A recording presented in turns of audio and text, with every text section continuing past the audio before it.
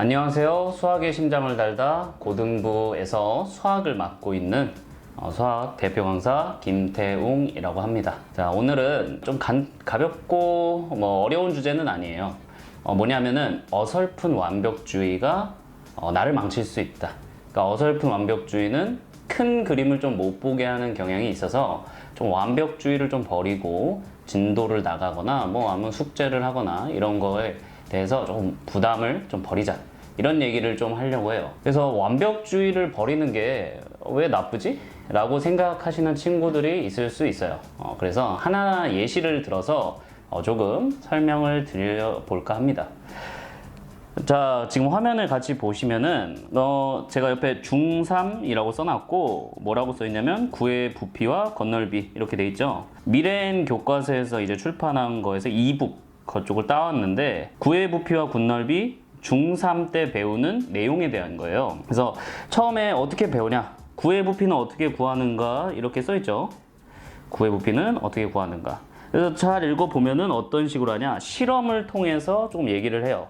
반구를 이렇게 만들어서 반구 모양의 그릇을 이용해서 이렇게 막 노란색 모래라고 해야 되나요? 모래를 담고 빨간색 모래를 담고 이게 초록색 모래를 담죠.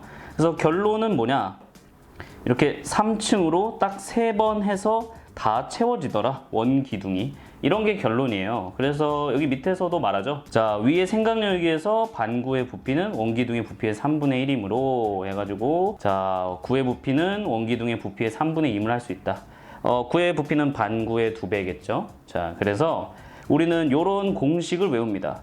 자, 어쩌고저쩌고 막 써있는데, 자, 학교에서도 학원에서도 이런 식으로, 자, 얘들아, 구의 부피는 3분의 4 파이 곱하기 반지름의 세제곱이야. 자, 왜요? 라고 말을 합니다. 그러면 조금 수학적으로 좀 센스가 있는 친구라고 해야 되나요? 아니면은 의문, 그리고 또 완벽주의를 추구하는 친구라고 해야 되나요? 그런 친구들이 약간 의문을 가질 수 있어요. 어떤 의문이냐? 진짜로 저 모래를 채웠을 때, 그러니까 3번 나눠서 채웠을 때 딱 3번 하면 딱 맞게 되나? 진짜로? 아니면 3번 하고도 조금 더 있을 수 있지 않나? 라고 생각하는 게 사실 당연한 의문이죠. 근데 어떻게 됩니까? 이거를 더 이상 설명할 수가 없어요. 여기까지만 설명하고 이제 앞으로 외워보자, 이렇게 돼요. 그러면 이제 어떻게 되냐, 나는 이거에 대해서 맞다고 생각하지가 않는데 수학적으로 이렇게 손으로 딱 계산을 해서 떨어지는 느낌이 아니라 그냥 이렇게 무식하게 실험으로 왔다 갔다 하는 게 말이 되나? 이런 생각이 들 수 있잖아요.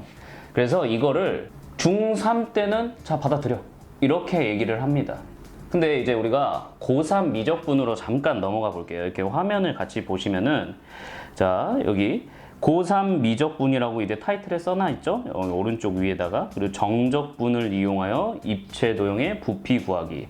그래서 제가 뭘 말씀드리고 싶냐면은, 자, 중3 때 실험으로 했던 걸, 중3 실험 했던 거를 어떻게 하냐, 고3 돼서 똑같이 이제 구의 부피를 구할 건데 어떻게 구해요?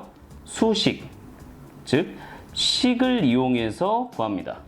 그 식에서 수단이 뭐가 되냐면 정적분이 되는 거예요. 그래서 우리가 중3 때 가졌던 의문 있죠. 진짜로 모래를 이용해서 담았던 게 진짜로 원기둥을 3번, 그러니까 반구를 이렇게 3번 이렇게 모래 넣으면 다 채워질까라는 의문이 수학적으로 계산을 통해서 완벽하게 증명이 된다는 거죠. 고3에. 됐습니까? 그러면 제가 여기서 아까 어설픈 완벽주의를 버려달라고 했잖아요. 무슨 말이냐면 납득이 안 갈 수가 있어요. 중3 때 구의 부피를 보면 모래로 담은 게 진짜로 될 건가 안 될 건가. 사실 그런 의문을 갖는 게 당연해요. 근데 중3한테 이제 앉혀가지고, 자, 너가 이런 의문을 가졌지. 자, 그럼 우리가 정적분을 이용해서 구의 부피를 한번 구해보자. 그러면 수학적으로 완벽하게 너도 납득할 수 있을 거야. 근데 우리가 정적분을 이용해서 구의 부피를 구하려면 미적분을 나중에 선택을 해서 고3 오면은 알겠지만, 먼저 뭐부터 배우냐면 고1에 배우는 함수를 배우고, 고2 때 배우는 리미트, 극한에 대해서 배우고, 또 미분도 배운 다음에 이제 적분을 살짝 배우고, 고2 때도. 그 다음에 고3 들어와서 이제 미적분 들어가는 거기에서 앞에 있는 미분 적분을 싹 배우고, 맨 끝에 있는, 이게 맨 고3 미적분 맨 마지막 부분이에요. 이 맨 끝에 있는 구분구적법이라는 걸 배워야 요 정확하게 수식적으로 계산할 수 있는 요 구의 부피를 수식적으로 계산할 수 있는 방법을 배우게 됩니다. 그러니까 현실적으로 불가능하게 되는 거죠. 중3한테 데리고 와서 정적분을 가지고 설명은 할 수 없으니 자 우리가 이런 실험으로 자 이렇게 해보니까 이렇게 되더라. 받아들여 볼래? 너한테 그 많은 설명을 다 해줄 순 없으니까 이렇게 되는 겁니다. 사실 그런 게 이거 구의 부피 말고도 정말 많아요. 뭐 고2 때 리미트, 극한 아까 잠깐 말했죠. 이 극한도 정확하게 설명을 못합니다. 고등학교 과정 내에선. 그래서 고등학교 국가에서 뭐라고 하냐면 자 이런 느낌으로 받아들이자. 뭐 가르칠 때도 자 직관적으로 한번 느낌으로 한번 받아들이자. 뭐 수학이랑 느낌이랑 되게 같이 갈 수 없는 단어 같은데 그런 식으로 설명을 합니다. 그 이유가 뭐냐면 그것까지 설명하면 너무 복잡하고 힘들기 때문이에요. 우리가 고등 수학에서 공통적으로 배워야 될 거를 훨씬 넘는다고 판단을 하는 거죠. 이런 식으로 완벽할 수가 없어요. 우리가 고등학교, 중학교, 뭐 초등학교도 마찬가지고 완벽하게 다 계산할 수가 없습니다. 그래서 어느 정도는 받아들여야 돼요. 그러면 우리가 두 가지 의문점이 생길 수 있어요. 첫 번째는 뭐냐면 내가 올바른 의문을 가지고 있는지 아닌지 어떻게 아냐. 그러니까 수학이란 건 궁금하고 그거를 풀어가는 과정에서 실력이 상승되고 이런 거 아니냐. 그러면 마냥 안 궁금해하지 말고 받아들여야만 되냐. 이런 의문이 생길 수가 있죠. 그리고 두 번째 의문은 이런 식으로 알려주는 공식만 드립다 외우는 게 수학은 아닐 거라고 생각한다. 이런 의문이 두 개가 생길 수가 있어요. 그럼 첫 번째 의문은 내가 과연 올바른 의문을 가졌는가를 알 수 있냐 없냐를 판단하는 건 본인이 할 수 없습니다. 그렇죠? 왜냐하면 중3이라고 본인이 생각을 해볼게요. 그럼 중3에서 우리가 어떻게 생각을 해야 되냐? 구의 부피를 구할 때 그냥 나는 이게 맞는 것 같아. 뭐 딱히 의문을 가지지 않았어. 그런 친구들도 있을 수 있고 내가 이거 진짜 맞나? 이런 의문을 가지는 친구도 있을 수 있어요. 근데 우리가 어떻게 됐어? 해결을 못했죠. 맞습니까? 그래서 이런 의문들은 어떻게 해결하냐? 학교 선생님한테 선생님 제가 이렇게 생각했는데 이게 맞아요? 이게 틀려요? 이렇게 해도 돼요? 진짜로? 이렇게 물어보면은 학교 선생님이 그거는 우리 나이 때 해결할 수 없어. 중학교 때 해결하지 못하고 고등학교 올라가서 할 수밖에 없어. 라고 설명해 주시는 분들이 반드시 계실 겁니다. 그래서 반드시 뭐 한다? 그런 의문이 드는지 내가 그 의문이 들었다면 맞는지 틀리는지 뭐 이런 걸 판단하기 힘들 때 선생님한테 물어본다. 근데 그때 물어볼 때 반드시 2분 이상한테 물어보세요. 잘 몰라서 설명을 잘 못 해주시는 분도 계실 수도 있고 아니면 친절하게 우리가 못 배우는 거니까 나중에 가서 배워야만 해. 지금은 알 수가 없어. 이렇게 설명해 주시는 분도 여러분이 계실 거기 때문에 그래서 여러 명한테 여러 선생님한테 여쭤보는 게 맞다. 자 그럼 두 번째 의문이 그럼 이렇게 그냥 받아들이는 사실에 대해서 주입식 교육 그러니까 내가 생각을 하지 않으면은 이게 수학 교육이 맞냐? 이렇게 되잖아요. 사실 그 말이 정확히 맞는 말이죠. 근데 이런 중3 때 배우는 구의 부피에 대해서는 우리가 정확하게 구할 수 없음이 고3 가서 이제 알았잖아요. 중3 때는 그냥 받아들여야 된다는 사실을. 그래서 우리는 어떻게 받아들이면 되냐면 약간 인류사적으로 자연스럽게 깨달은 과정을 시간 순서대로 배운다고 생각을 하면 돼요. 처음에 우리가 구의 부피를 구했을 때 어떻게 구했을 것 같아요? 기원전으로 한번 생각을 해보면 뭐 아르키메데스 뭐 그런 시대 때 생각을 해보면 어떻게 구했을까?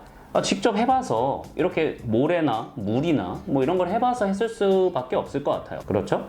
왜냐하면 우리가 방금 한 그 구의 부피 고3 미적분에서 배우는 구의 부피를 구하는 방식은 적어도 적분이라는 방법이 발명된 후에요.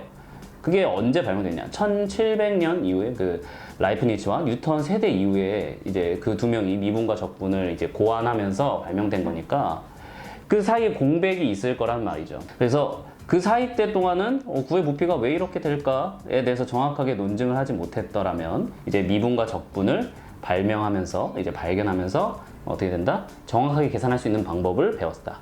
그래서 우리 인간도 마찬가지로 그렇게 똑똑한 아르키메데스 뭐 그런 사람들도 처음에는 못했는데 이런 원시적인 방법을 이용하다가 나중에 디테일하게 수학적으로 계산하는 방법을 배웠으니까 우리 교육도 처음에 중학교 때 막 엄청 어려운 미분 적분을 계산하는 게 아니고 뭐 이런 식으로 처음으로 다가가니까 고3 때 나중에 디테일한 계산으로 배우는 방식으로 발전하는 거다라고 생각을 하면 될 것 같아요.